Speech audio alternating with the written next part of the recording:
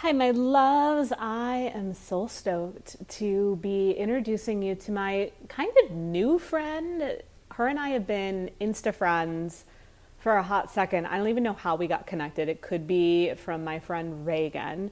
We both are from Philly, never met in real time. And when there's someone that I'm fascinated with and I follow their Instagram and they're from, Philly, which is a town that's so close to my heart, even though I'm not physically there now, it's like I want to get to know them more. And why not go through the journey of having a real conversation with that person and you get to listen? It's like the most fun and the reason why I do this freaking show. So, that being said, guest interviews are back, or should I say, guest candid conversations that you get to listen in on are back, and super stoked to be introducing Nicole Michalik.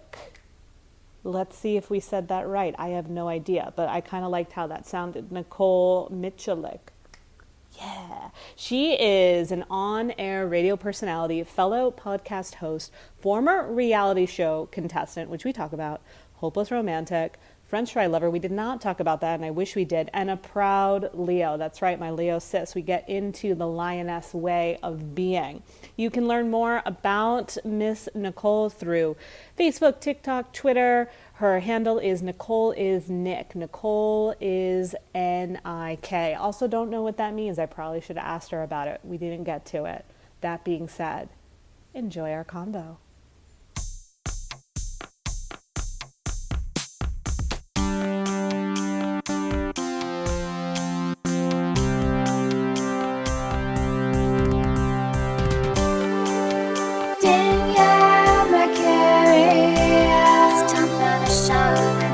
Welcome to the show, Danielle Mercury.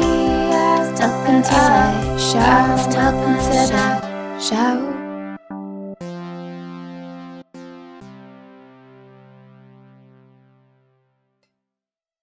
Stop it. Yeah, isn't that so fun? I love it. Look at us. Love is love. It's so, well, it was, I actually didn't even think I was pulling it for Valentine's Day. Well, you know what's really funny is I was going to use that one for Valentine's Day this morning, and then instead I have a pink one that says XOXO on it. So then I did that one as well. I did that one instead. Because sometimes I'll do I'm doing like equality stuff because it's like the love is love. I'll bring that one out. It's very hard. I was like, we're Leos. So it's like. Exactly. Every moment's an experience. Yeah. And even today I said, I went on Instagram and I told people, if you have not felt love today, know that I am sending it to you. No, I love you. And I just feel that there's so many people who associate Valentine's Day with romantic love, but there's so many people though that have romantic love and still don't feel love. You know what I mean? Exactly. Because that's what it's always going to be. It's going to, and I did a post today on the idea of self-love, because self-love can be really cheesy if you don't know what you're doing. Mm-hmm. It can be really cheesy. It can be really irrelevant. It can be kind of a waste of time, to be honest. So it's but if you can get on the journey of self-love, if you can be on the train of I'm not going to try to love myself, but I'm just going to try to be with myself and say nothing nice or say nothing mean today, then I'm here for it. Yeah. And that's so important. And that's so important for yourself. And then of course you're going to bring that to your relationships. Yes, because I think we could probably talk for 17 hours. Yeah. I'm already recording, so we're here for it. All right, perfect. I think the whole self-love is really interesting too, because it's it kind of goes back to confidence. And I always said if I ever went back to college to get my master's, mm-hmm. I would do my thesis on self-confidence, because I really believe it's the driving force behind everything people do. And it's mm-hmm. fascinating to me because it's some people have it, some people don't. Some people have it in regards to career, but they don't have it with romance, or they don't have it with friends, but then they have it with relationships. It's just so 100%. Fascinating. And also the difference between male self-confidence and female self-confidence. And I think so much too is that I notice it with my friends. I was with one of my best friends yesterday. I was over her and her husband's house. They live in Morristown. and I watched this Super Bowl, and she constantly like puts herself down. Like, I'm not really a baker. I'm more of a cook. And she's aware of it because she said it's her mother. Like, her mother constantly made her second guess everything. So I told her, I was like, Tracy, I'm like, we're going to do this little exercise. Every time you put yourself down, I'm just going to tap you on the shoulder. I'm like, I'm not going to say anything. It's just going to be our thing, because it's like, you have to try. It's not about like, I love myself. But I'm like, it's like you said, it's those little moments that like you have to, when you hear yourself. Catch yourself. Yes. Yes.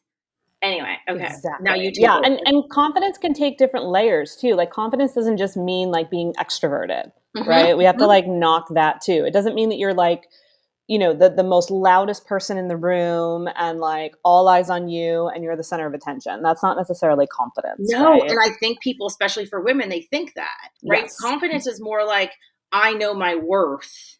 Exactly. I was confident enough to be home alone and watch the Super Bowl. I didn't really want to go out with anybody. There was no one like I was feeling the vibe with. Like, I was like, you know what? I'm going to stay home. But I didn't feel bad about it. I didn't feel like, oh, I'm so lonely or no one wants to hang out with me. I was like, this is my choice. Right. I feel really confident in my choice. I don't even like the Super Bowl. So I'm like, why am I going to make a big thing out of it? And like, for me, it was so funny because my best friend was actually at the Super Bowl. And like, I'll usually watch it either, you know, somebody who had people over, or like the last couple years because of, I guess last year and the year before. Yeah. Because of COVID. Well, not 2020, but 2021. Anyway. Right, 2020 we had it. We had it. But anyway, I love football. Like, I love sports. And I also like the halftime show. And I was like, so I want to be with somebody that's going to appreciate both. So like I was with my friends and I was like, I'm coming over. So I felt like I had the confidence enough to be like, I'm inviting myself over. Like, yep. You know what I mean? Because I knew that like I needed to like, they like love football and they love pop culture and they'd appreciate the halftime show. And I was like, I needed to be around that energy. And you were confident to ask for what you need because you knew on the flip side, if you didn't ask, then you'd be like, let's say you were home alone, you wouldn't have had the same experience I had. You would have had an experience of like, I want to talk to someone. I need other humans around me, you know? So. Yes.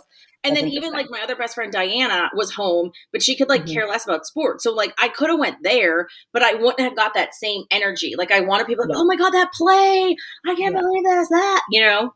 Right. Or I'd be like, look, that player's number 88. That's cool. That's about as far as I go. Like, I wonder if he knows about manifestation. Did he do that on purpose? Did he manifest it and then he became in the NFL, or was in the NFL and then started to manifest? Yeah, that's what I do. I like start tapping in and I'm like, what are they thinking about right now? Like, especially when they zone in on the bench, I'm like, are they really thinking about football? Or are they thinking about like, they're going to get laid after the game? Like, this is stuff I think about. Yeah. Well, and they're also young too. They're all like, there's some in their 30s. Babies. Like so many look like babies 25, this time. 24. Yeah. Again, I don't know much. I know, well, Tom Brady, he's older. He's a Leo. He's doing great. Yeah, he just retired. You know, he just retired, right? Yeah, it was so weird. Why were they being so confusing about that? Like, I'm retiring, I'm not retiring. Was it just because it got leaked before he could say it? Exactly, which is really interesting because, like, he constantly controls the narrative. Like, he's like Taylor Swift, where they're so business-minded and they understand the brand. And he has this whole documentary on ESPN called The Man in the Arena, and it was all supposed to line up. And Mina Kimes, who's a female sports reporter, she tweeted that Saturday. The only reason we haven't heard from Tom yet is because they're still putting the finishing touches on the retirement video. And like, she was being funny, but it actually, basically that was it, is that it leaked because somebody at ESPN was editing the footage. And then he announced it that Monday. So it was just kind of interesting that like it leaked before he had the chance, but all the greatest people are Leos. I mean, he's a Leo, J-Lo's a Leo, Ben Affleck's a Leo. J-Lo always dates Leos, which is so interesting. I know. Do you date Leos? I don't mean... Lisa Leo's son. Yeah, I don't mean... I've never like dated / hooked up with a Leo, which is really interesting. But I do, in my life, when I look back, I definitely gravitate. So here's what's very strange is that, first of all, my mom and 4 of my best friends are all Aries. Okay, nice. Yeah. 2 of my best friends are Tauruses, and the other 2, I always say like my best friends are like tiers. You know what I mean? Sure. There's like, I have like tiers, but like the closest... The pyramid scheme. 1,000%. But my friendships are actually an MLM. Yeah, it's like, just so you know.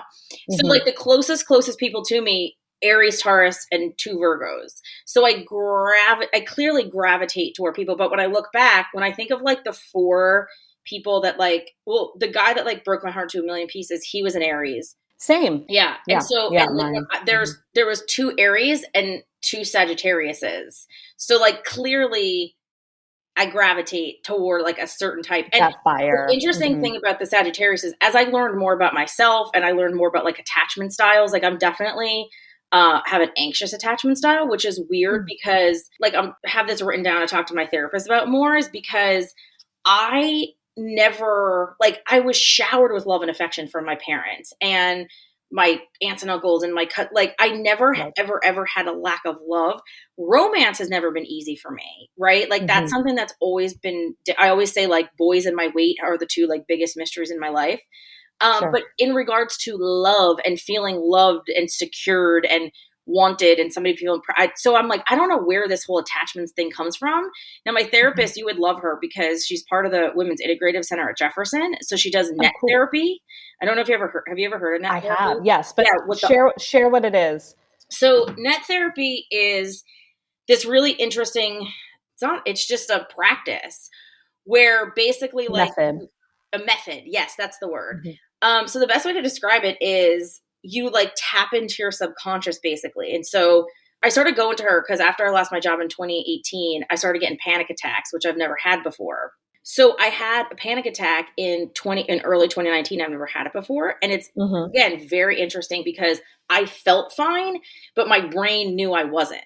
So that's such an interesting part of the whole like self-discovery too, of like, being like, well, I'm fine. Like, and I'm really about the path. And like when my radio station flipped formats and I knew that like that chapter had ended, I've been feeling that I wanted to do something else for a long time. I just didn't know what it was, but my brain still experienced the trauma. And so that's what she was explaining. She's like, you started to have the panic attacks because your brain knew you went through trauma, even though you didn't feel the trauma. Right. Exactly. Yeah. Like I like to describe it as like there's this silent movie that's playing in your body or in your brain and you don't realize it because it's a silent movie. So you don't know it's playing, but it's like literally playing out this scenario over and over and over again. And you're not aware of it unless, you know, you're willing to go there and see what's been playing. And then it's like, oh my God. When I started seeing her with net therapy, what she did is like, she like holds like on her hand and like holds my pulse. And then she would make me put my arm up and then I close my eyes. And the whole point of it is that you're not supposed to put your arm down. So she's pushing on my arm and she's like, close your eyes. And she'll say like conception to 0, 0 to 1, 1 to 2. And she starts counting. And then she'll go like 8 to 9. And then all of a sudden my arm falls down. And then she'll do it again. And my arm, and then like, she'll be like 11 to 12 and my arm stays up and she'll go 8 to 9, arm falls down. She's like, all right, what was going on at 8? Tell me what grade were you? And then all of a sudden I come to find out like, oh, well, that's when I was in 2nd grade and I had a weird I had this weird infection in my eye. And, you know, and it was like, I remember my teacher. And then all of a sudden I start crying and she was like, yes, because like this, even though like at that moment you think like you're fine, she described it as like black and blue marks on your brain. And that like, the way that I experience trauma could be completely different how you experience trauma, and what you may feel as big trauma isn't, right? So it was beyond fascinating. So I want to tap into more about the whole like attachment styles, because I really do have like an anxious attachment style, kind of going back to astrology, whereas like a Sagittarius is they're very, you know, they're more avoidant. They have yeah. They have their own plan. They're independent. They do their thing. Right. And they're very like kind of they have a heart of gold. Like, you know, that the heart's there, but they kind of act like, I don't care. I'm good. I'm doing my own thing. And as somebody who's such a like puppy dog, I'm like, love me. I love you. And this is great. And pick me. And right. Which is interesting because going back to confidence, like I am confident in so many aspects of my life. But I think because relationships have never come easy to me, I think that that's maybe where the anxious attachment has come, because I think that over the course of my life in society, it's thrown at you like you know, the whole like Disney princess, right? So I think that and there's this timeline. Like, totally. And just being like romantic love is the end all and be all. And so when you find somebody that like you connect with, because obviously I'm about connections, and then you're not getting what you want from them, you are just like, help, listen, I'm Right, here. right. I need more. I'm freaking out. Help me. And the older we get, I find the harder it becomes to manage it. Yeah, it is. It's really weird because like I'll get, and it's not even just with like relationships, but even my Yeah. friends know that I have like a 2-hour text rule that like you don't text me back You within, need, like no, there's like, the joke is that I have high expectations on the people closest to me, and I was like, yeah, but guess what? Like I'm always that person for you, and right. so like if I text you, text me back because you know that you're not doing anything within 2 hours. So like I own it, right? But in the same Yes. time frame, like it's kind of stupid that like if I text one of my best friends and I don't hear from them 3 hours, I'm like, what's the matter? Where are you? Why didn't you text me Right. back? Anyway, so I think it's amazing that it's like I like self-discovery and I like learning stuff, and this like the whole attachment styles is something new that I never really was into before. And so I think it's good that I'm kind of just like tapping into that. But I always like the why. And my therapist always makes fun of me. She's like, you asking a million questions. I'm like, well, why? Why is this? Right. Why am I But doing that's how you this? get to the root of it. You Mm-hmm. gotta know why. If you don't know why, then it's too surface level. Right. 1,000%. The why is like everything, at least in my mind. Yeah. And I always, I always say, like, stay curious. Like, that's one of my favorite words to use. I'm like, I encourage you to be curious, because if you're not, like, where are you going? What are you doing? How do you know? Right? Like, when people are always like, tell me how. It's not tell me how, tell me why. And if you can get to that why, then the how is so much more available. 1,000%, 1,000%. And I just also feel like when you know the why, it helps. I don't know. It helps like ease things a little bit more. You know what I mean? It makes it a little bit more calm. I feel like when you're Yes, like, okay, you have now I get it. awareness.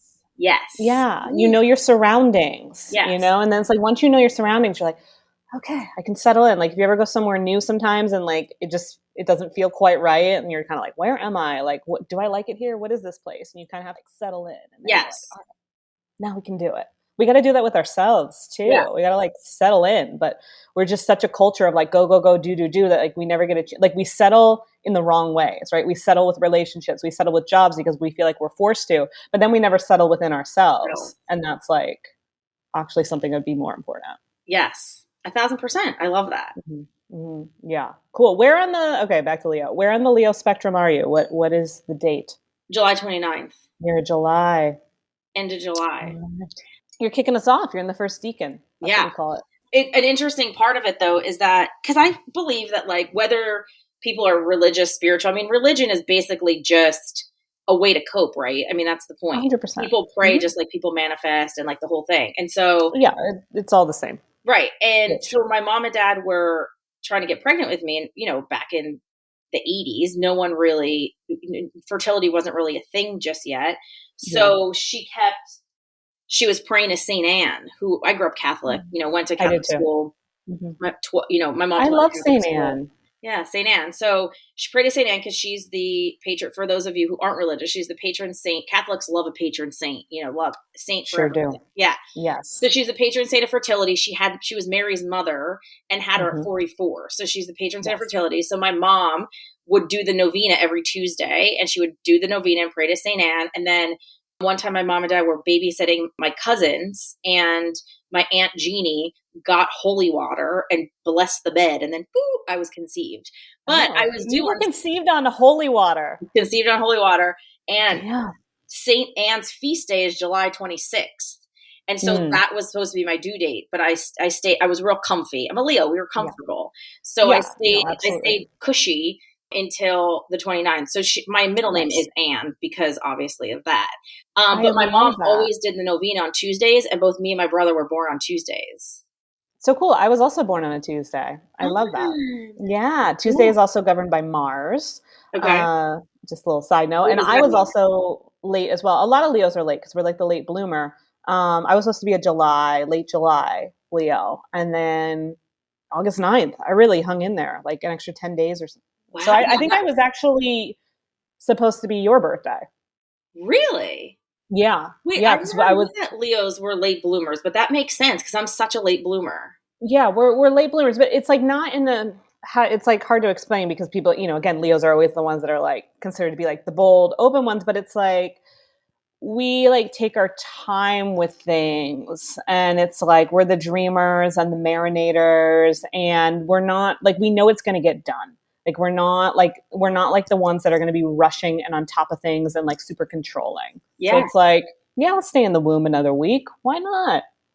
Yes, that makes so sense. Like, So my rising is Virgo and my moon is Pisces, which is so interesting because it really is me. Because when I am like a bit OCD with things, and I'm very, very like Virgo put together in a lot of ways, which is total Virgo, right? So it's like I don't leave my house without my pillows being just so, and like I just like everything to be in order. Like I'm not super detail oriented, but like I'm always like I'm not leaving my text messages unread. You know what I mean? Yeah. Like I'm always like good. Like I'm the employee that's like always on point. Tending to everything. Yeah.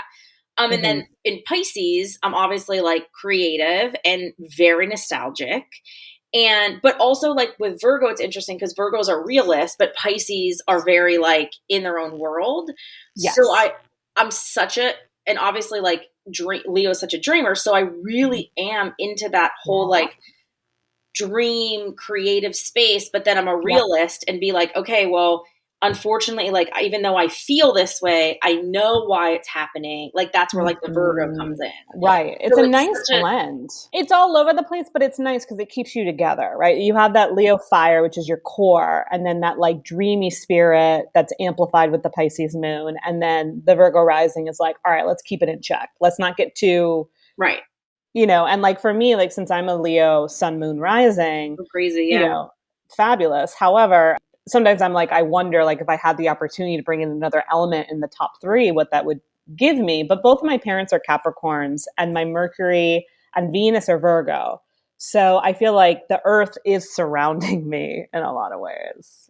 Yeah. So that's why I am a lot of people describe me as grounded and that's why. It's not the triple Leo.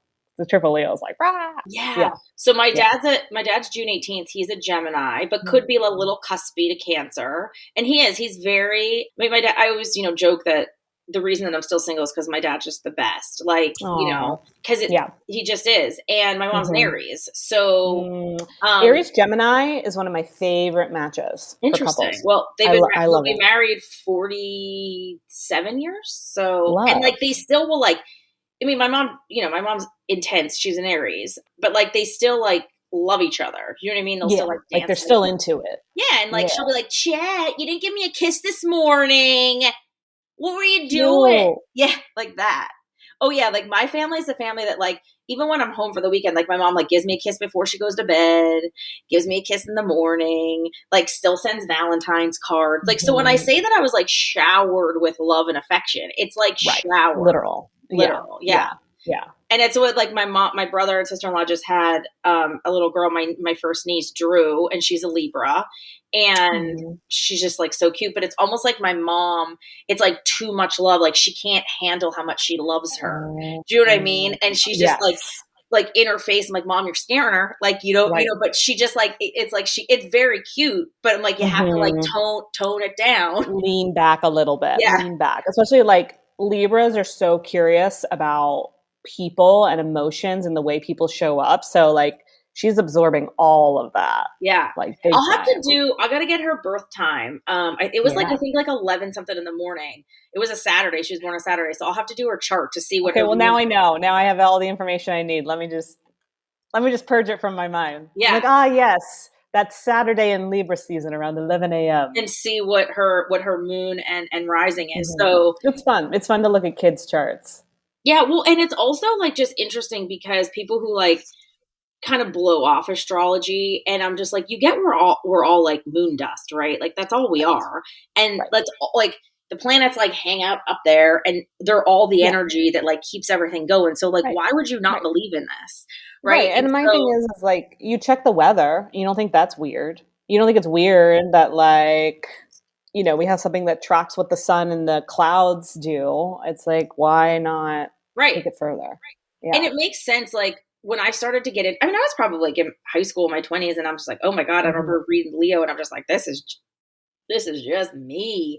But then as I started to become more self-aware, and I learned like the rising and the moon, and I was like, but this is me too. Like it's very weird. But everything with every time I read it, I'm like, I'm a Leo. I know. I know. I loved when I was like 4 years old when I found out I was Leo. And it wasn't because, again, I grew up in a Catholic household. And so astrology was not a thing Right. at all. And like I found it in the grocery store. Like they used to have those little scrolls. Yes. Yes. So That's I like cool. showed, Yeah. yeah. So I showed it to I remember at the time, like I still remember like seeing August and being like, okay, like Leo. And I showed my mom and she was like, like her face was like, put that back, Oh, like, wow. So she was like hardcore. oh, not into it at Interesting. all. Okay. Like no, no, no, no. So I actually stole it. I put it in my pocket and I left with it. I know. I've rectified that karma. I mean, it wasn't. I feel like it's a different kind of taking. Like it wasn't a shoplifting. It was literally like a soul lifting, if you will. Yeah, totally. It was just like I was just so drawn to it, and I just like put it in my pocket and it worked, right? I got home and no one caught me, right? And I still remember like from what I could make of it. I wish I knew whatever happened to it, but like I would look at it and read it and like read what I could and see the lion, and I would just be so excited by the energy of it and like the words that I would pick up, and I was like, yeah. Yes. I was like, I'm gonna be that when I grow up. Yeah, I had to be younger too, Mm-hmm. because I feel like I always just felt it. And I remember like reading like one of Leo's physical traits is their hair, because the mane, and I'm like, Yep. my hair is just like my staple. Like, I mean, people stop me in Starbucks and comment on my hair, and it's love so interesting, right? Because it's just like, yeah. We have a mane. we have a Our mane. lion's mane. Yeah. Is in a messy bun. I've actually been speaking of hair, so I think I'm gonna pull the trigger. I was waiting until Venus went direct and dye my hair. I haven't dyed my hair in 19 years, by the way. So speaking of good Leo hair, never had to dye it. I guess I could have dyed it, but I haven't. Yeah, I think I'm gonna go purple. Yeah, no, I don't dye my hair either. You don't either. See, I love it. But yeah, I've been thinking about there's this filter on Instagram that makes your hair purple, and have you seen me with it? It looks good. I know, it looks good. So I'm debating. I actually made an appointment with my hairdresser to do like a consult this week to talk about it and like see if like there's like a temporary option, or like, because again, like I think my main thing where I have hesitancy, I'm like, I literally haven't dyed my hair in 19 years. I don't want to just like all of a sudden like plunge my whole like head of hair into purple and I don't know, go down a wild journey with it. So, but I'm playing with the idea. That's fun. I think that like you have the energy for it. Like you could totally pull it off.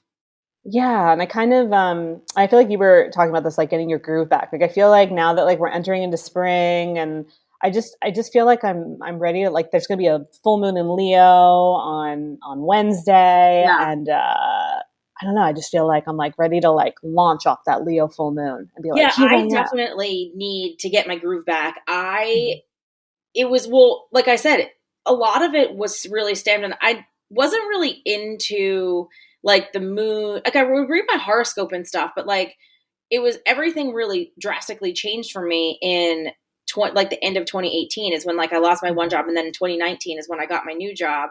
But I was dealing with such horrific anxiety, and like I was, for a couple months it was the panic attack. So like 2019, even though I loved my new job working at XTU and it was like this new space, I was still so paralyzed by anxiety. It was terrible. And I was just in this space of like, kind of like, I'm glad I have my new job, and like, but I didn't like do anything, right? It was just kind of just like hanging out there. And then obviously 2020, the pandemic hit. And weirdly enough, like I had a very good pandemic experience because I was still going into work every day, being live on the air.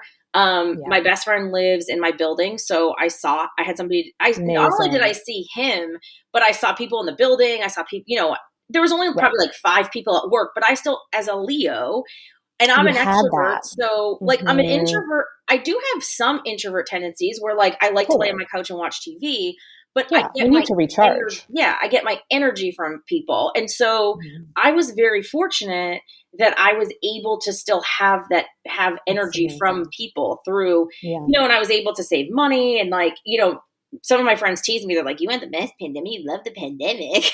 I was just like, look at you. Yeah. And I was just like, but it's not lost on me. Like, I'm very grateful. Of right. Course. And, and then 2021, I like started to feel like kind of come out of it, travel a little bit more, and started to like feel my way. And like, I feel like it's like, now it's like, okay, like it's just been this like weird, like 2 years, 3 years really. Yeah. But again, like going back to self-confidence, like I everybody's like, put yourself out there and put yourself out there. I'm like, I'm a public figure. Like, Right. I'm out there every day. Mhm. Like, my Right. DMs are open. Like, I'm not a drinker. So, like, I'm not going to go to a bar and, like, meet Yeah. somebody because, like, I don't like to go to a bar. So it's like, Sure. you go on the dating apps and it's just like, oh my God, the horror. And then you find somebody that's like, could be like remotely okay. And then it says conservative. And as my best friend Diane says, you can't even swipe on a moderate. I go, I know. Like, I know. Yeah. Not working. Yeah. You're doomed. Mm-hmm. And so like, I feel like kind of going back to like Leo, like I feel when you're talking about like in time, like I feel it, but I also like, again, am very fortunate that like, I love my friends. I love my, like I feel love around me. So yeah. I don't necessarily like feel the need to like, I'd rather spend time with my niece than go meet some random dude on Bumble. Right. And go through the motions with them. Cause that's the worst when you meet someone and you're literally just like, there are so many other things I could be doing. And it's like nothing personal. It's like, no offense to this person, but like, oh, like really? This is what I'm doing right now? And I feel, to be honest, like I even say, listen, everybody has different needs, right? So like some people want companionship. Some people want monetary security. Mm-hmm. Some people, right? Like I want physical. passion. Yeah. Mm-hmm. Like I want passion. I want to feel desired. That's what I want. Yes. And I always say to my best friend, I'm like, my best friend Diane, she's like, the butterflies goes away. But it's like, it's not butterflies. It's just, it's the energy. Mm-hmm. It's an energy. And I was like, I won't buy a comforter for my bed that I'm not passionate about. I sure as hell am not going to date somebody I'm not passionate about. Like I know myself. I agree. Yeah. And I was like, so if that's fine, like I understand that some people don't feel that they need it, but I do. And it's like, when I meet somebody, like I can feel the energy. It's not like you just can't. I know in the first 5 seconds. Yeah.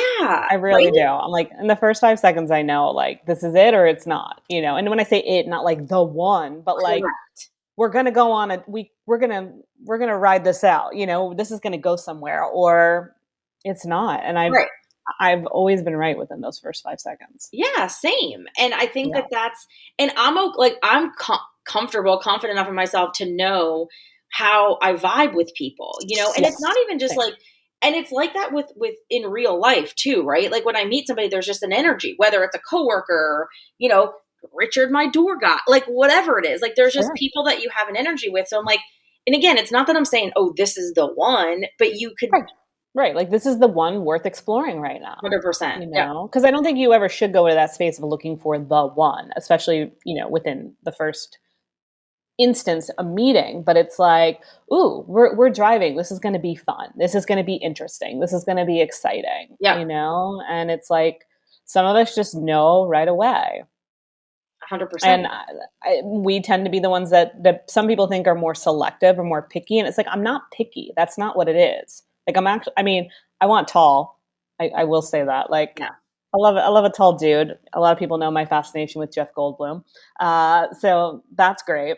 But at the end of the day, I'm not that picky. Like I don't have like a list of like material things or anything like that. It's just like the vibe is the vibe and I'll know. Like I'll know and I see that tall man approaching me if the vibe is there. And that's what it comes down to. And the rest will fall into place, 100%. That's how I see it. Yeah. That's how I see it. I mean, yes. Yeah. And I feel like, again, like sitting down thinking about all my non-negotiables, it's like, that doesn't even matter because if it's right, it just will be right. Right. Yeah. I totally agree. Like, I don't do that with friends. Like I don't do that with other people in my life. So why am I doing it with dating? Like with friends, you just know. With your doorman, you just know, right? You're not like, well, here's what I was looking in a doorman and blah, blah, blah. It's just like. Well, and only thing too, I think is, the whole point of like picky. And it's like, I have people that I know that are in relationships and I'm like, I would never want what they have because it's not what I want. And I don't really know if they're happy. You know what I mean? Like, I'm exactly. Like, yeah. Happy? I'm like, are they feeling like, do they feel, my new thing is like, when I observe people in relationships, marriages, I'm like, do they feel loved? In a lot of ways, I hesitate to ask because I don't want them to feel bad because I don't think they do. Sure. And I like to use the word observe because it's not judgment. It's just like it's literally you're observing, you're Correct. witnessing their relationship, and you're kind of just thinking, and you're like, do they feel supported in this? And again, I agree about not quite asking that unless it's a certain level of friendship, Right. because yeah, some people just don't want to go there. Yeah, That's and I okay. think too, like when you do the whole thing, like you date, you get married, you have kids, and all of a sudden your kids are little and you're in it, and they don't want to think if they're Mm-mm. loved.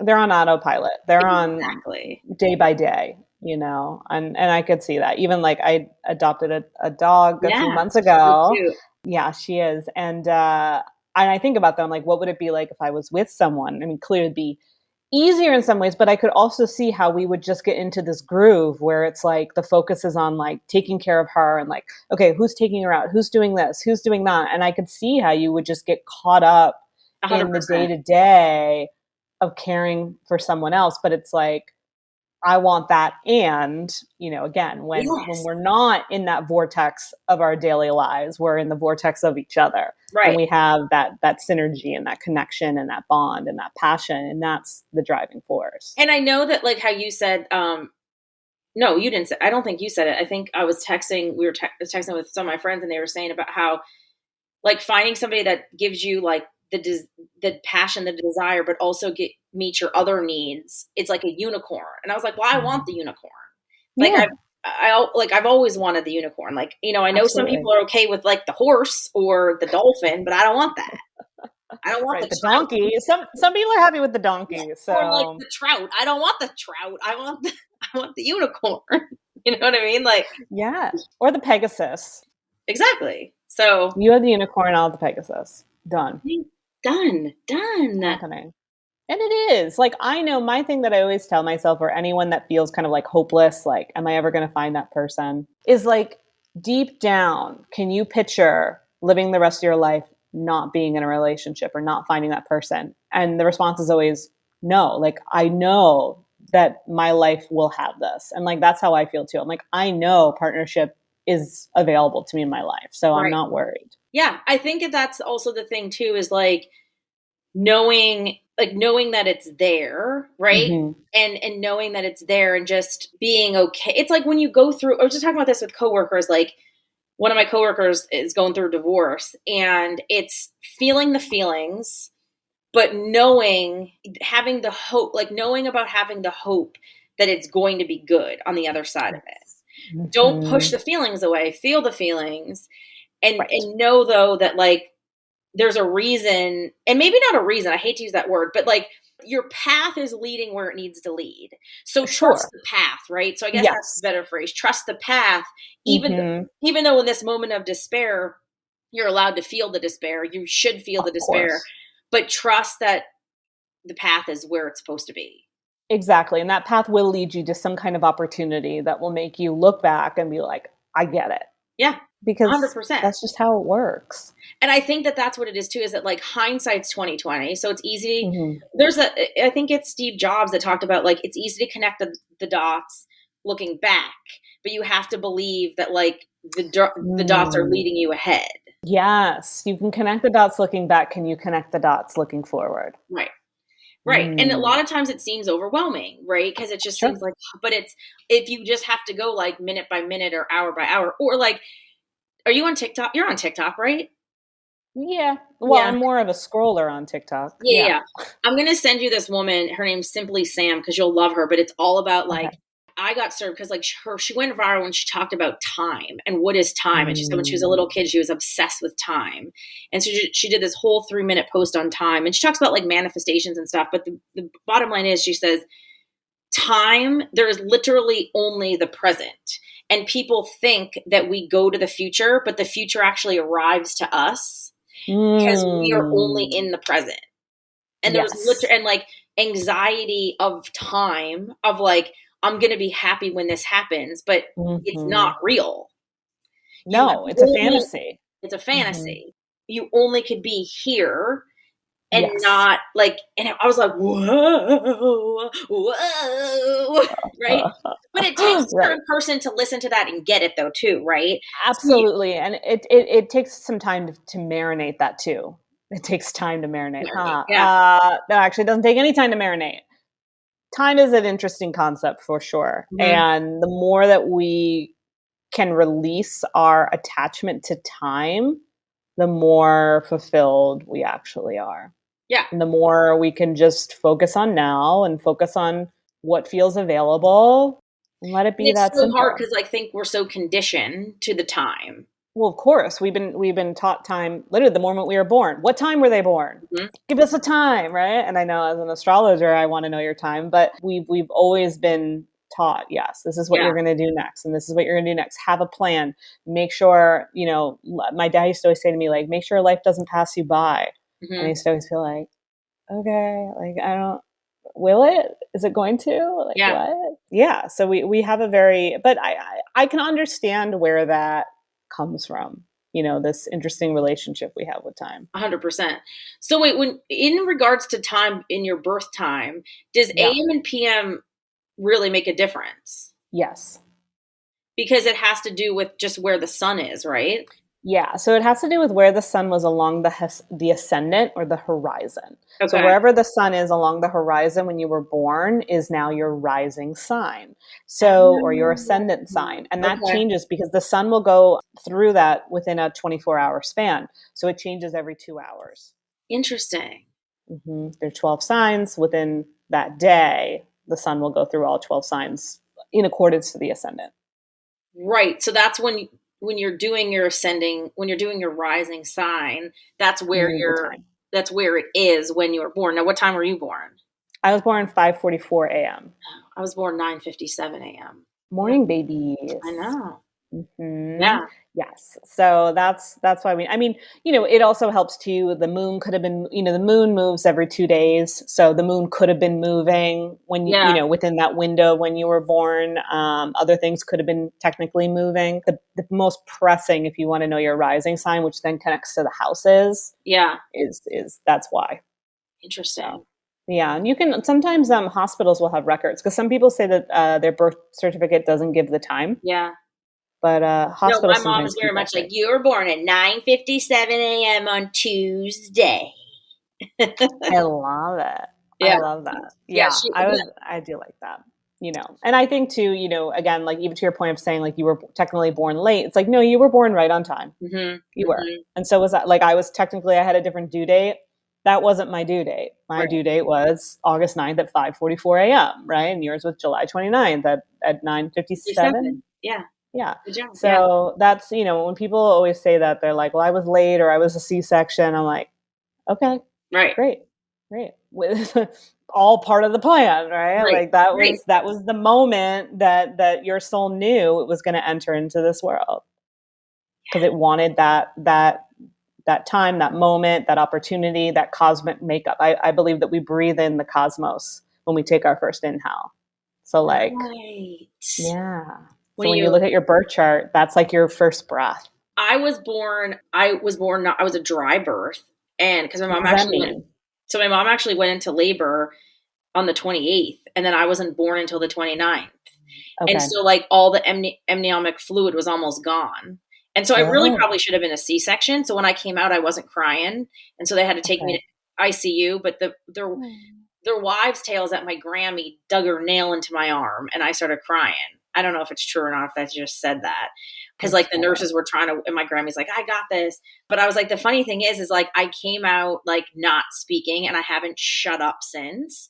And like I didn't have hair till I was almost like 2. And now my hair is Interesting. like the thing. And I go, I almost like Late it's, bloomer. yes, it's The late weird. bloomer. Yeah. And You like needed it a makes, moment of silence. How look at you demanding a moment of silence upon your entry into the world. And now, before Nicole's arrival, we will have a moment of silence it was like, it to wasn't, honor. I already was having so much attention because I was like the first granddaughter and the whole thing. I was too, first granddaughter. Yeah. hmm Would you see that meme where it said, are you the oldest in your family? Yeah. Yeah, where it says, were you really a pleasure in class, or are you just the oldest daughter with an undiagnosed anxiety disorder? Yeah, swap that out for depression and we're golden. It's Or like, an ADD. yeah, Yeah, depression there and we ADD. go. Yeah, then we're good. So funny. Yeah, that's really funny. Oh, I love Wait, that. I love our similarities. when did you get into this? What do you mean this? Like, when did you start doing this as your career?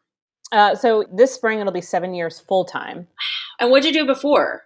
I was an executive assistant for a law firm. So I was, I always knew like, again, I grew up very Catholic. Yeah. I went to Catholic school, like did all of that. And I knew I wasn't like everybody else. And when I was like told about like how you're supposed to live your life, it never excited me. Like even like I wanted to go to college, but I remember looking at majors and nothing excited me. Like I was the one that would like sneak to the bookstore and like read about astrology and like go to the library and find books about dreams and, all like psychology and whatnot. But I never felt like I knew my place. And I think, now we're in it, like if I had been growing up maybe in this time, I would have felt more supported. So I definitely kind of felt like that lost dreamer, just doing my best to fit in. Right. So I went to school for elementary ed as my major. Just my hope was like, I'll get a good job. I'll play it safe and my life will somehow work out. But I knew deep down it wasn't right. And then after college, that's when I got really depressed, got really into kind of different addictions. Was a binge eater on and off since I was 11. That really flared up after college. Just really started to just like take care of myself less and less and less. And I was on a really destructive path of like not honoring who I was at all. And so then it was in October of 2009 that I hit my like ultimate rock bottom, where just a series of events, and I've talked about this on the podcast before, kind of led to me being like, all right, I got to get help. Like I'd been to therapy before, I've tried to manage this before, but like there's something about this moment in time, which I didn't realize at the time I was starting my Saturn return, that I need. It was interesting when I got to the real rock bottom, I stopped looking at astrology because it was almost like I didn't want to look at it. Right. It almost felt like it was like taunting me. Like if I read about being a Leo right now, that's probably the worst thing. That's like pouring like, what is it? Like salt on the wound. Yeah. Cause I'm like, I can't handle reading about a Leo because I don't feel like a Leo at all. Right. I can't handle reading my horoscope because I don't even care about my life, Yeah. So I didn't even recognize some of the things that were happening from an astrological perspective, but I was entering my Saturn return. And there was something about this time that I took therapy seriously. I went to group coaching. I got a handle on my addictions. And then from that space, I found life coaching, got my certification in that through a program called IPEC in Philly. And then got into meditation and my job at the time being an executive assistant. So yeah, somehow in that whole hot mess, I became an assistant, which was perfect for me. The job that I had at the time was their offices were moving from Philly to New York City. So while I was in the transition of like becoming a life coach, doing this work full time, I got to move to New York. And then New York is when I really got exposed to other entrepreneurs, other spiritual modalities, people like that were really into this stuff, more so than Philly was at the time. Yeah. And then, and so then I'd say, so basically from like 2011 to like 2015 was like the period of like really understanding how to like do this. And then May of 2015 was when I went full time. So awesome. And again, it had its, ups and downs. Yeah, absolutely. So many things. And the astrology I resisted for a while, to be honest, because I was nervous about what people would think. Like people had a hard enough time wrapping their head around what a life coach was. And then I'd be like, and I'm an astrologer. There was no Instagram. People weren't looking at memes. People, it wasn't as, it's wild to think that 7 years ago, it wasn't as popular as it is now. And so I was so afraid of what people would think, that they wouldn't take me seriously, and that there was no way I could make a living off of this. So there's no way I could make the current income I was making. And I just pushed myself with the astrology anyway, because I just knew I loved it, and I just kept at it. And eventually it was the combination of life coaching and astrology and all the other things I was doing. Well, yeah, because the life coaching is an amazing part of it, because it's real world. It's here's the astrology, here's how to apply it to the real world. Yes, because that's the thing, the astrology is going to bring up all this stuff. And then, if you're with someone that's not qualified to like walk you through it, I mean, I can't tell you how many times I've had people come to me for an astrology session, nervous, anxious, telling me that they're never going to find love, telling me that they're, they have this karma, they have this. And I'm like, well, where did that come from? They're like, well, someone told me. And I'm like, well, did they tell you how to get out? They're like, no. And I'm like, well, right. Okay, we got to talk, and it's like, I find that oftentimes the astrology is just the icebreaker.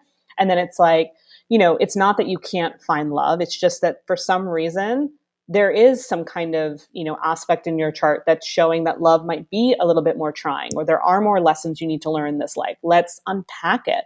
Let's Right. find a way to turn it around. But anything in your birth chart, your horoscope, whatever it may be, is not final. Right. It's an opportunity. Right.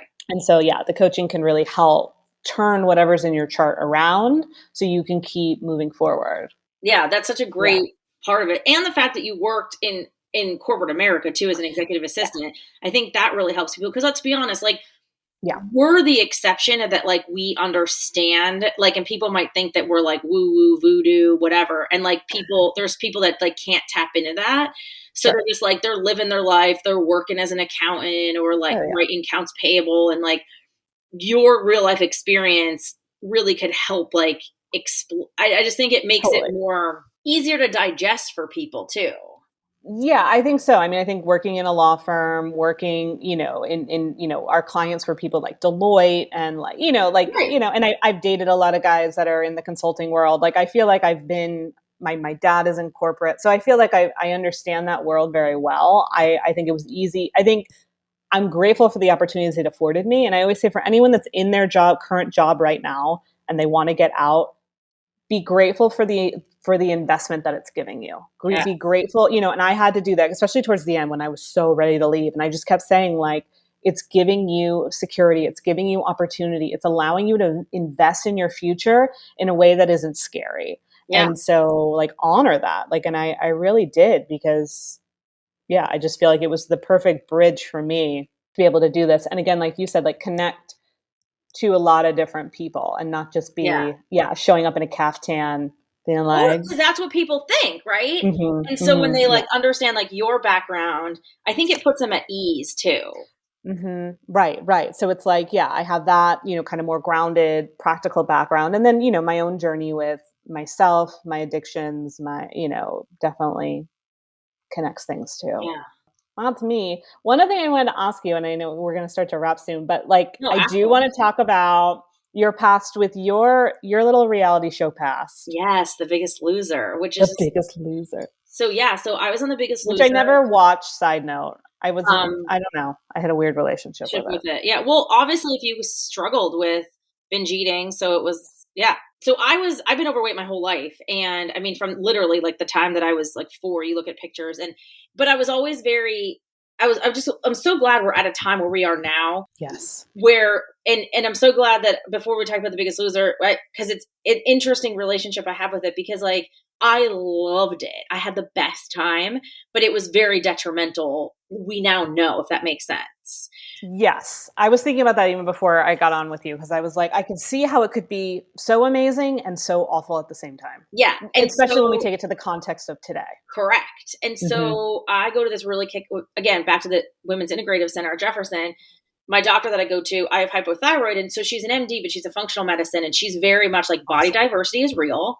And in this country, we obsess over weight. We need to obsess over health. Health is what we need to worry about. She said, I could take 20 women, feed them the same thing, have them do the same activity, and they're all going to have different results. Yes. And whereas, so like, I'm so glad that we're at this place now. That we can have that conversation now, because... And we have growing up so much, right? I was in The Biggest Loser from 2017.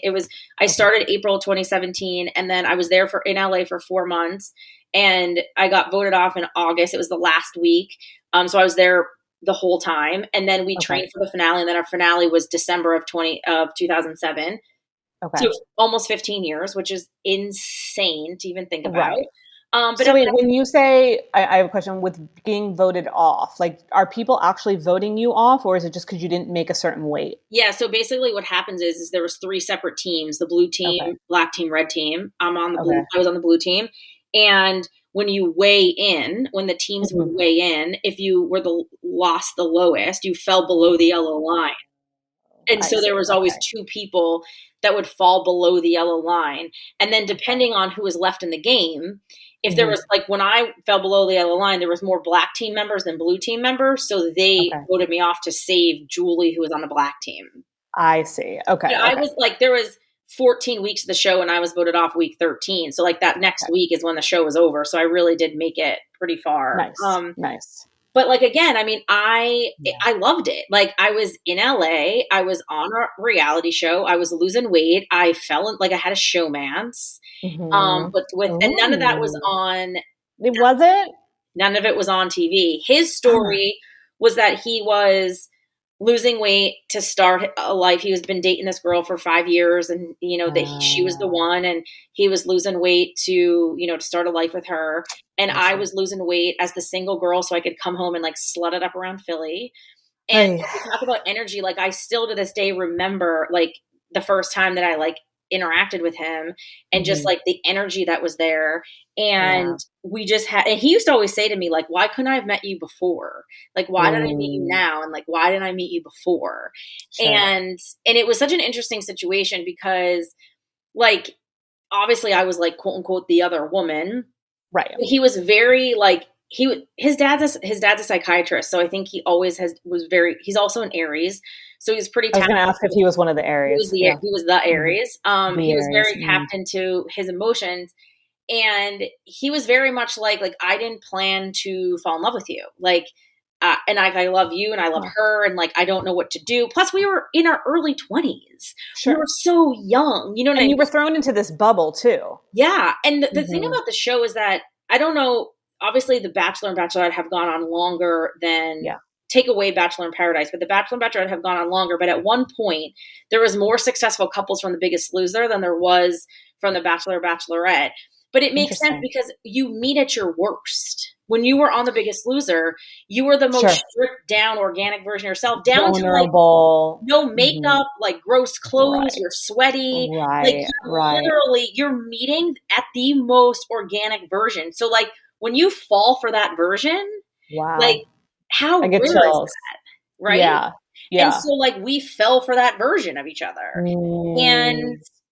but it got to the point where like it went on back and forth. But again, it wasn't the story on the show, right? The Biggest Loser wasn't about drama. It was more Yeah. about just like changing lives. And Okay. so it went I'm on like, to, oh, yeah. oh, just changing lives. Yeah, Hmm. and so the relationship went on. It went on until like February, like that falling. The finale was December of 2007, and by like February of 2008, I was just like, "What is this? What's going on?" Yeah. He's like, "I don't know," and I said, "You have to choose," and he's like, "Well, I have to see it if it's going to work with her." And then by that June, he had already proposed to her, and then they got married, and like they're still. I mean, he and I like will Okay. birthday text, like he. Sure. But how crazy is this though? Is that they got married in 2009. Everybody from the show was invited to the wedding but me, and they did a Where Are They Now special, and they filmed me at the radio station, and then they filmed his wedding. So could you imagine having to What? watch the person that like broke your heart in 2 billion pieces get married on national television? No. That's what happened to me. Yeah. Yeah. Oh did you watch? Yes, but no, right? Like Yeah. I was like with one of my really good friends at the time, Yeah. knowing that I couldn't do it by myself. Like I needed to be like with people. There's no way I could do that by Right. myself. None. And was very much like, oh, like I can't look, and but like still watched it. Yeah. Um but we didn't speak for 5 years because I cut him off, and then he like randomly sent a message 5 years later being Sure. like, "Oh, I can't believe I haven't talked, blah blah blah." And the thing is like I don't doubt that he knew it should have been me, but he could just Sure. it just like wasn't, it was too Yeah. much. Sometimes, yeah. Right. Sometimes we go the easier, more convenient route. Right. 100%. Yeah. But the Yeah. experience itself though was just so fun. Hmm. I mean, my friend Holly, who I was on the show with, she like we were texting right. I was like, I got to do a podcast. I'll text you back I in love an that. hour. I Like we're love that. still Yeah. so close, Hmm. and it was a great experience. But like Sure. now, obviously looking back, it was horrible, and it ruined our metabolisms. And that there was the National Institute of Health did the study that the New York Times, I don't know if you ever read that article. I did. I Yeah. do remember that actually. And Yeah. it makes total sense because at that time, everybody thought weight loss was just eat less, exercise more. And basically, like, Right. we would exercise 7 hours a day, and we would eat like ice chips and Oh. blueberries, and we would eat sugar-free jello, right? Like, that's just, but But I would have agreed with that. I would have thought that's what you do too. I mean, I was so ingrained in diet culture growing up. I was on every diet. I knew the calories and everything. I knew what you were supposed to and not supposed to do, right? yeah, And good, yeah, and that would have bad. checked out, right? That would have checked out. Yeah, good, bad, fat-free, sugar-free, low fat, no carb, Yeah, all just all of it. And Atkins. And so at that time though, and there's an alumni group, and some people are just still like so angry. And it's like, Really? why are you angry? What are you being angry for? It was what it was at the time. Exactly. And like in Yeah. a lot of ways, like everybody had a really great experience, and I had Sure. the best time. I loved Yeah. it. Yeah. And so Yeah. but you know what is really crazy, and you'll appreciate this, is that how this was in 2007. So Mhm. I just got a Facebook page when I got home. I didn't even have Okay. one before I went on the show. I had a flip Right. phone, right? Yeah. The Yeah. iPhone came out when I was on my season, and Okay. Bob Harper was my trainer, and he drove to Calabasas and stood in line at the Apple store to get the iPhone, and then came back to campus, and we all Googled Geeked out over it. over, oh Yeah. my God, what is this? Right. Yeah. I mean, it doesn't seem that long ago, but then you think of what technology Oh, has yeah. happened, right? But Yeah. the crazy part is the politics side of it. So the fact that we lived with people, Holly and I talk about this all the time. I mean, literally 4 months, like living in the same room, seeing each other for hours and hours and hours a day, and Yeah. politics like never came up one time, not once. And there was all these people that we were so close with, and these people that we had met from other seasons, and then all of a sudden, Trump ran for president, and like you really got to see people's real and like, Opinions. isn't it so crazy that like we literally lived with these people for months and months and months, and had these like close relationships, and it was never top of mind, and then all of a sudden this becomes real, and you see people's like true colors. You And do. people always You want to do. say like, oh, you shouldn't talk about politics. I'm like, the problem is that it's not politics, it's humanity. Exactly. There's a difference. I think we need Exactly. to address that 100%. It's not. And that's what I keep saying. I'm like, it's not politics, it's humanity. And Exactly. I have a lot of minority friends from all different walks of life. And the bottom line is, I don't want to be friends with somebody that doesn't understand their life. Right.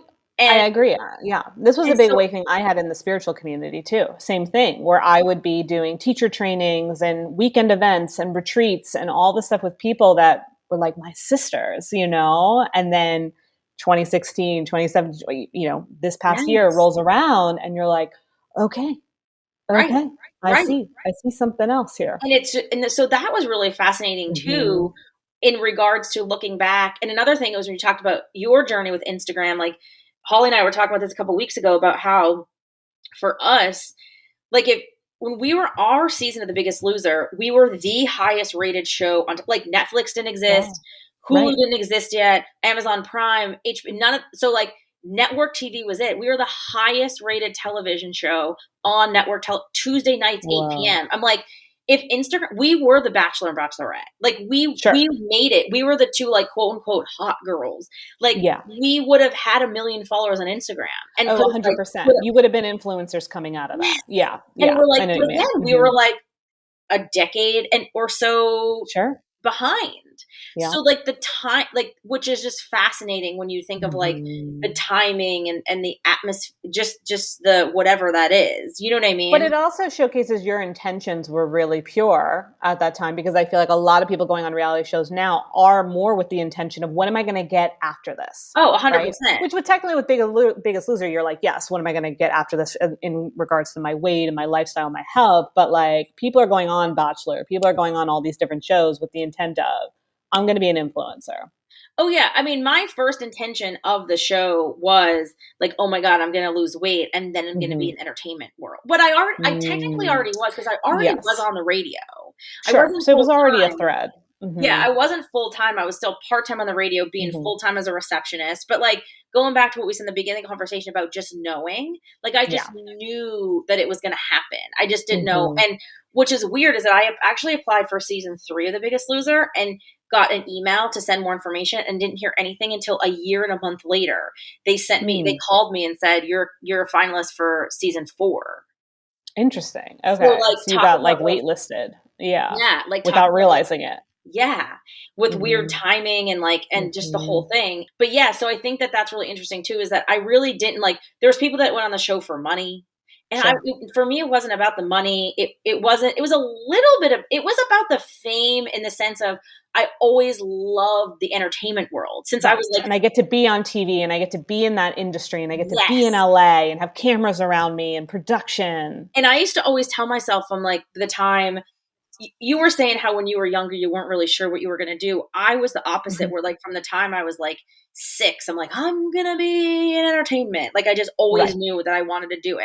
Right. Yeah. Like even with college, like I went to look at all these colleges and I walked on Drexel's campus and saw the skyline. I was like, I want to be in the city because the city. That's how I felt when I went to Temple. Yeah. I was like, that was why I picked Temple, because I was like, I love the idea of being in the city. And I remember seeing City Hall, like, because Temple's like right on Broad Street, right? And you can look down, you see, you know, City Hall. That's exactly how I felt at Drexel. I saw the skyline. I'll never forget the moment. And I saw it and I was like, yes, this is like what I want. And so I think for me is that like, I always knew I wanted to be like in the entertainment world. And I just wasn't necessarily sure like how that was going to happen. But I was just like, I just had to, and I always used to tell myself, like, I'm not going to go to Los Angeles until I'm there for a reason. I'm not going to, and I wouldn't say it out loud, but in my brain, I'm like, I'm only going when I know it, you know, I'm not going. I'm called in. Yes. I'm not going for a trip. I'm not going for vacation. I'm going when I'm supposed. And guess what? The first time I was ever there was for The Biggest Loser. That's so fascinating. So it is interesting that that was always what you were feeling. Quick reminder about my membership platform, The Cosmic Channel. The Cosmic Channel is an opportunity to connect with me every month and the like-minded, groovy individuals that you're just going to love.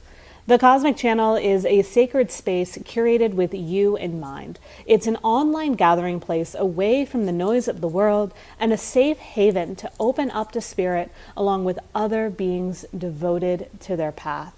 As your teacher, your host, and your guide, I curate a mind-body-spirit adventure utilizing my ability to channel and the knowing of what we all need on a collective level. The experience is entirely supported by the direction of the cosmos and the soul-aligned community truly ready to show up for it.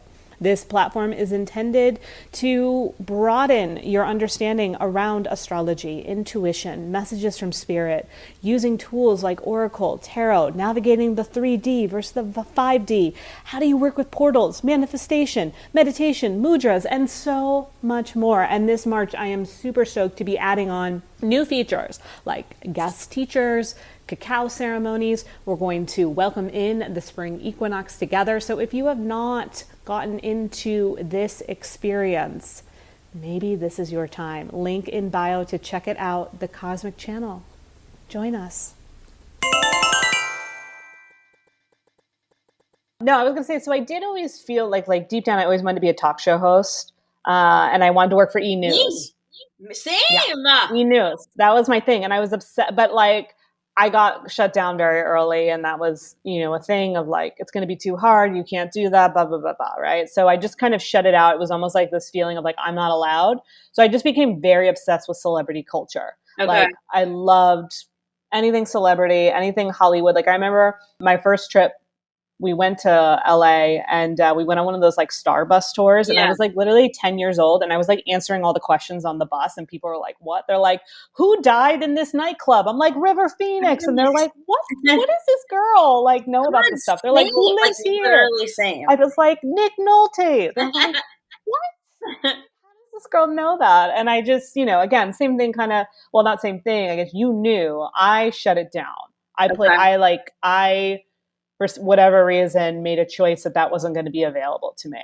Right. And then, you know, I feel like through the interesting turns that my life has taken, it's like, okay, there is room for me to be that talk show host. There is room for me to use my voice. There is room for performance in my life. But I've had to really make it happen within my adult life because for whatever reason, it wasn't. Late bloomer.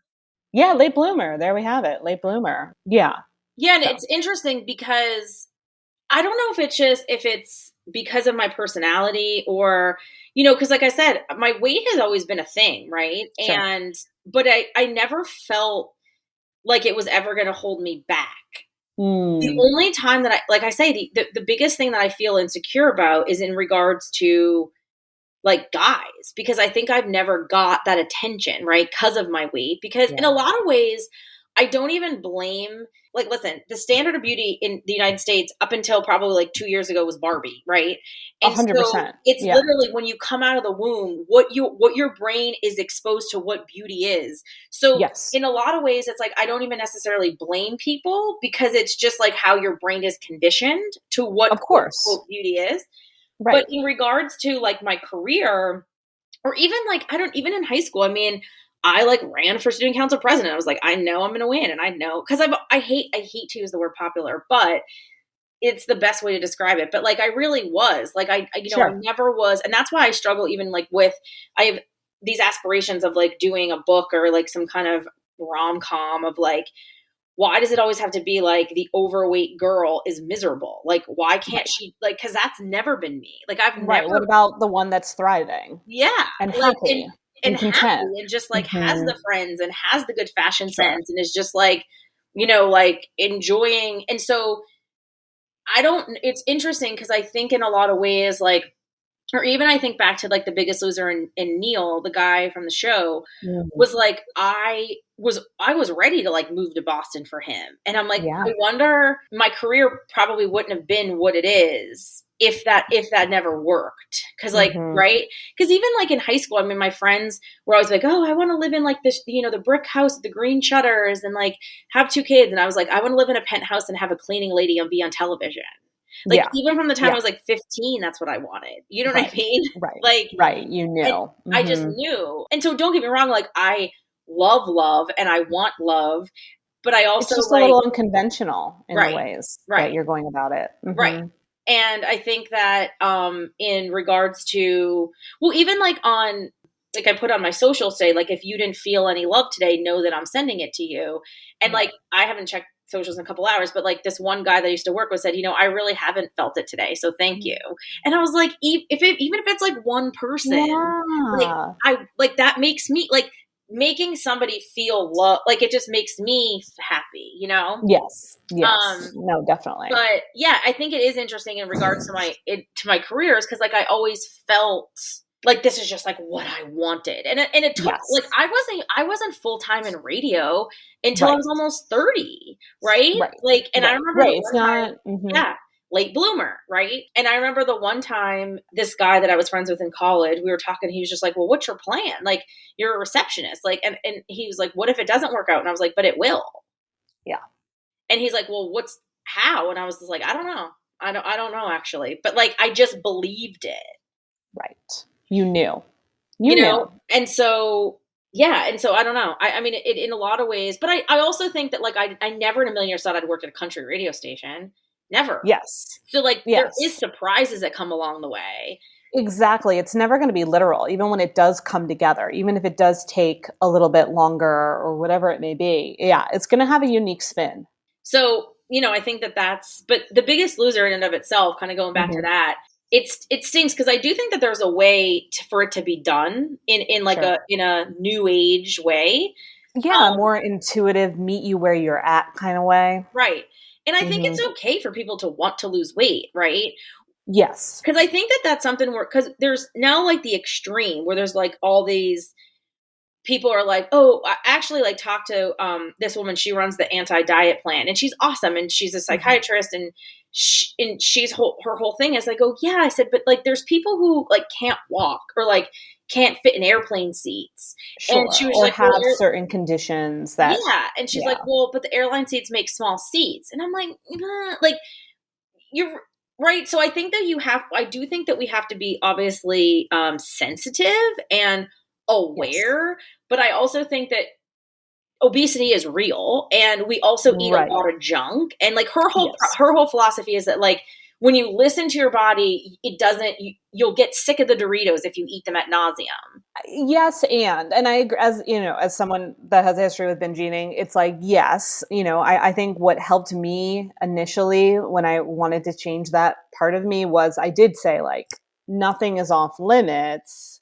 And after a while, I did start to kind of but it was also coinciding with doing self-help work, right? It was also coinciding working with a therapist, working with a coach, meditating. And when I was doing those things and I was giving myself free rein with food, it wasn't a match anymore. Right. It was like, I don't want the Doritos. And I did notice I was shifting some of my binging. I'd start binging like blueberries, or I start binging on like oatmeal. It was like random, but it was Yeah. like I was binging on quote unquote things that are a little bit more real, like real food from the ground. And then eventually it just started to tailor away. But I really think it was just because I was doing self-reflection and self, work. Yeah. And then when I did that, it was like food just became an extension of how I was showing up from that place. Right.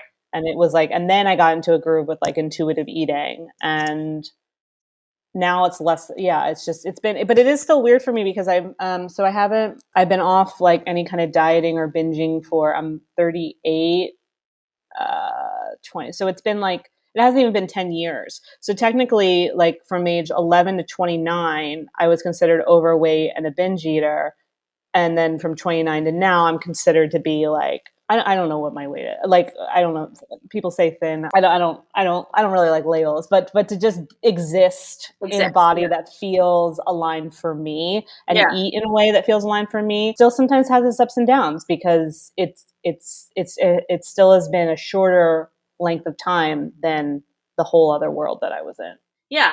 I mean, I still struggle with the whole thing. Like, why do other people get to just eat whatever they want and not think about it, and I don't? That was like me with my brother. He's like stick thin and could eat whatever. Yeah. And I couldn't stand watching him eat because it would just. My doctor, Dr. Raquel, always says, we study metabolism all the time and have no idea why. Some people we just don't. And she was just like, this is just like your thing, and like this is just what it is. And so I was like, it's like not beating yourself up, but also doing it in a way where like, it's okay if you want to, like, I lost 35 pounds and like, I feel better not having that extra weight on me. Right. Mm-hmm. And I think it's like, I can't, but it also like, for me to lose weight, I mean, it's intense. It's like, you have to really, watch what I'm eating. Like the way that my body processes food is just different. And like, that's also annoying. Cause I was like, I want to be able to eat pizza and just like not think about it, mm-hmm. And just, but also like a whole other part of it, the exercise part, is that something that I've been working on the past like 2 years, is that I always associated exercise with punishment. Yeah. You have to exercise because you need to be skinny. You are right. You need to burn calories. You need, and mm-hmm. I always hated it. And it was really like my therapist was like, okay, like, well, let's talk about when when were you exercising the most? And I was like, oh, it's like probably like a year to have the Biggest Loser. I was like, go into fusion, and I would go to spin. And she's like, and you loved it? I go, no. And she goes, exactly. You never loved it. And I also have this, another part of it. I know we're going on for a long time, but really quick, like I don't get the endorphins from exercise. I am very fortunate that I have the natural endorphins. When I wake up in the morning, I'm just happy. I don't know why. It's just who I am. It's just how you don't need to run 10 miles. Right. And like one of my really good friends always talks about, and he says, I work out to be the person that I know I want to be. Meaning when he wakes up, he feels blah. And when he works out, he feels happy. I like that. Right? Okay, that's cool. And that's like me with saunas. That's why I'm like, people want to know why I'm obsessed with. When I go in the sauna, like I'm like, bleh, and I come out and it's like euphoria. Okay. There's something about the sweat but it's a different kind of sweat than like a sweat I would get from like going on the elliptical. Right. And so for me, it's like, okay, well, movement is important. So what do you like that you don't hate, or what don't you hate? And then I realized like, oh, I actually really like going on the treadmill for, 20 minutes to 30 minutes. And, today, like I was on it for 20 minutes, I was walking at a 4.0, and then I went and lifted weights for 20 minutes and, 45 minutes to an hour workout, like got a little sweat, got the heart rate going. Like, I don't need to be doing these crazy ass workouts where I hate it and I'm miserable. Yeah. And I think that's what happened, is that, again, like, Biggest Loser, like I really probably had some PTSD. Well, I mean, my therapist really thinks there was a lot of PTSD from it, and how I associated exercise, because it was so intense and it was so awful.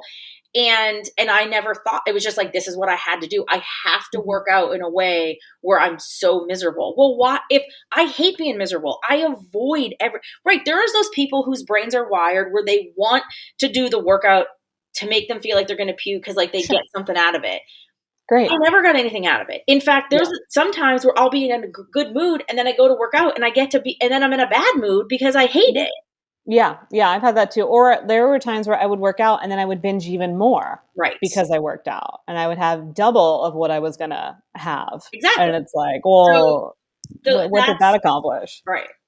Mm-hmm. Yeah. No, I feel you on that. I think it's about finding your your rhythm, finding your flow. Like part of why I loved living in cities is because I could walk everywhere, and I love walking in a city, you know, and that's, you know, a great way to move your body. And like, for me, it was definitely releasing, like if you don't work out in a quote unquote traditional way, you know, you can still like be healthy. And I remember it was so interesting when I like if I didn't go to the gym, there would be this fear of like, well, you probably gained weight, or you know, probably are like going to need to buy, like, I mean, I would tell myself stories. You're going to need to buy new clothes. You're going to need to do this. You're going to do that. And it's like, no, just do you. And like, you know, your body will find a way. And like you said, I mean, everyone's metabolism is different. Everyone has different needs. And I do like the way that we're going. I mean, yeah, there's always going to be extremes, and I don't think we're ever going to get it 100% right, but I do appreciate that there's more diversity in how we approach our health and how we can navigate this idea of finding like what is ideal for your body. You know, when it comes to habits, lifestyle, exercise, food, whatever it may be, like what works for you,